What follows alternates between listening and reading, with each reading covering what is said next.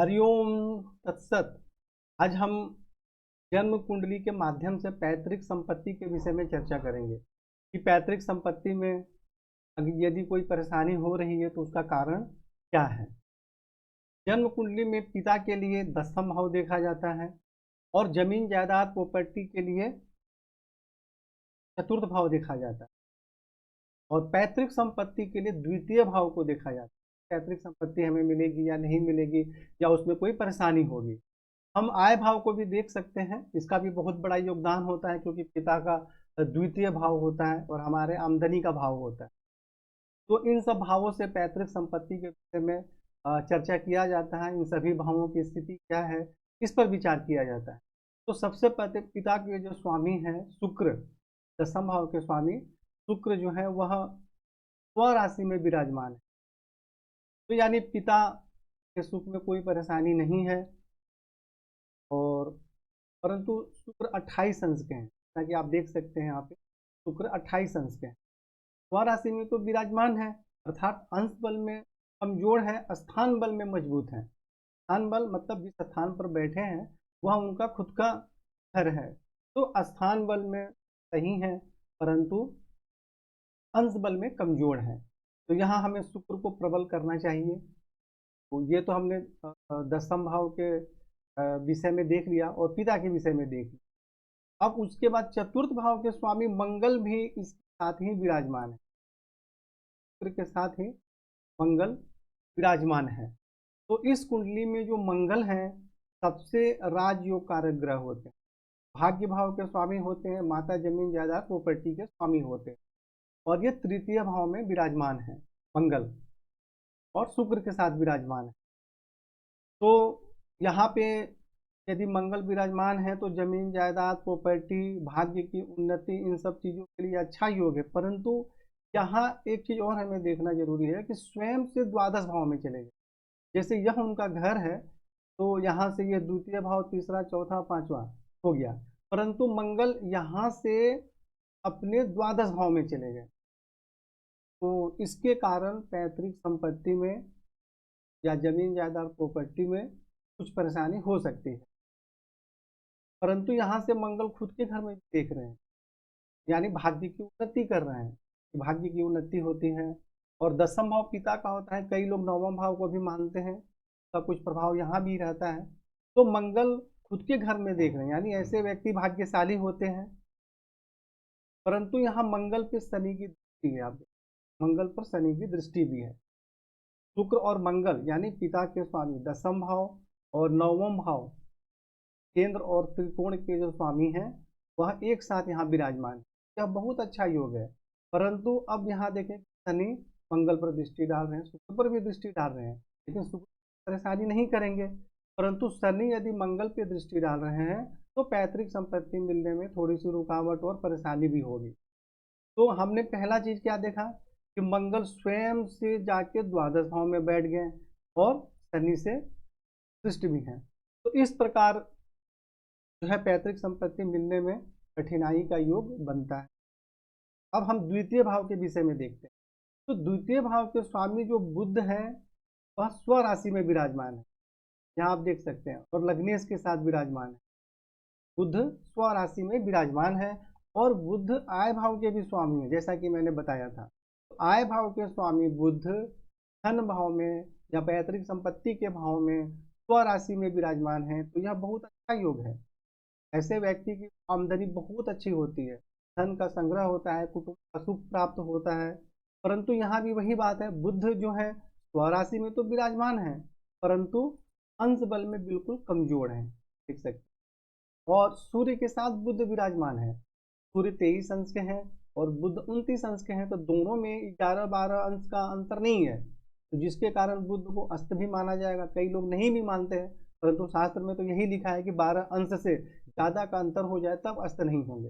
तो बुध स्व राशि में बैठे हैं, ये तो बहुत ही अच्छा योग है, श्रेष्ठ योग है धन का, आमदनी का, पैतृक संपत्ति का। परंतु यहाँ पे अंश बल में कमजोर हैं, हमें बुध को प्रबल करना चाहिए। बुध को प्रबल करेंगे, आमदनी का भी सही योग होगा, धन का संग्रह भी होगा, पैतृक संपत्ति भी प्राप्त होगी। अब इसमें तीसरा पॉइंट हम देखते हैं कि इस कुंडली में जो सूर्य है वो लग्नेश है।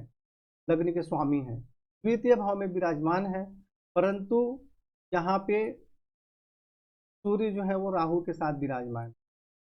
यहाँ आप देख सकते हैं, सूर्य जो है वो राहु के साथ विराजमान है और सूर्य इस कुंडली में लग्नेश है। तो जब लग्नेश राहु के साथ विराजमान हो गए और इस पर केतु की दृष्टि भी है, तो अब जो बुध के कारण पैतृक संपत्ति का अच्छा योग बन रहा था, तो यहाँ सूर्य और राहु एक साथ द्वितीय भाव में विराजमान होने से इनके कारण द्वितीय भाव पीड़ित हो गया। अब सूर्य पीड़ित हो गए तो क्या हो गया, शारीरिक स्वास्थ्य एवं जीवन की उन्नति में परेशानी होगी, पैतृक संपत्ति मिलने में भी परेशानी होगी।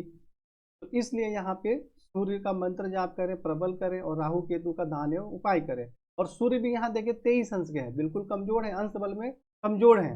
अब यहाँ जो बुध और सूर्य का संबंध बन गया, यह तो बहुत श्रेष्ठ योग है, जिसे हम बुध आदित्य योग बोलते हैं। सूर्य जो है वो लग्नेश है और बुध आमदनी धन के स्वामी है, एक साथ बैठ गए, तो यह जीवन में उन्नति का, धन का बहुत श्रेष्ठ योग है। लेकिन द्वितीय भाव पे जब सूर्य के साथ राहु भी बैठ गए, केतु की भी दृष्टि है, तो यहाँ तो द्वितीय भाव तो पीड़ित हो गया ना।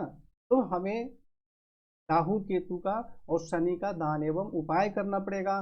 बुध को, मंगल को, शुक्र को, इन सब को बल देना पड़ेगा या मंत्र जाप करना पड़ेगा।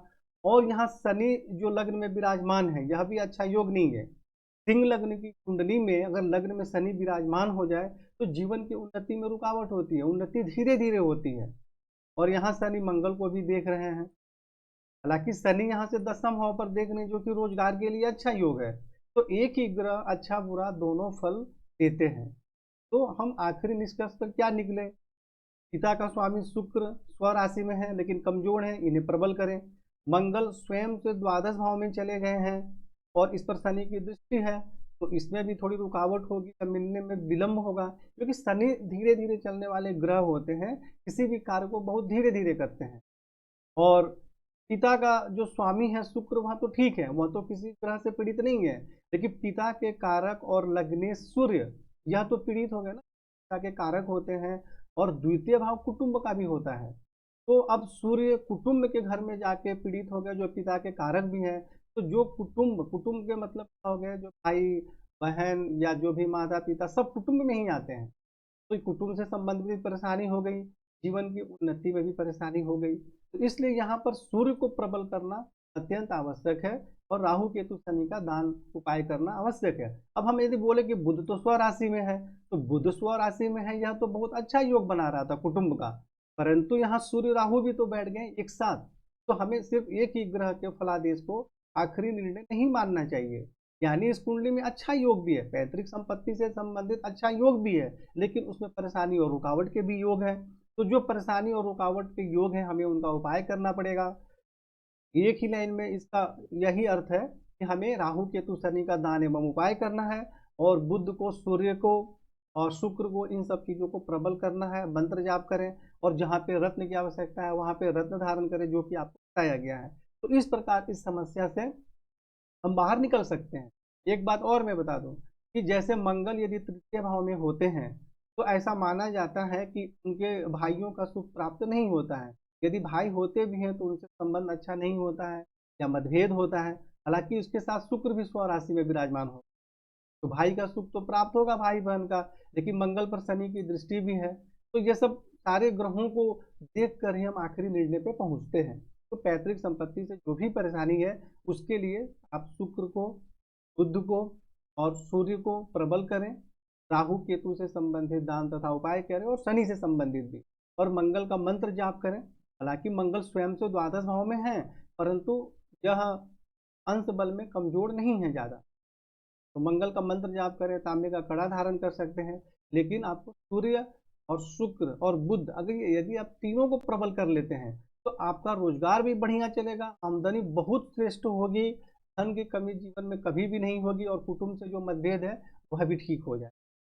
तो इस प्रकार आप उपाय करें और जीवन में आगे बढ़ें। हरिओम तत्सत।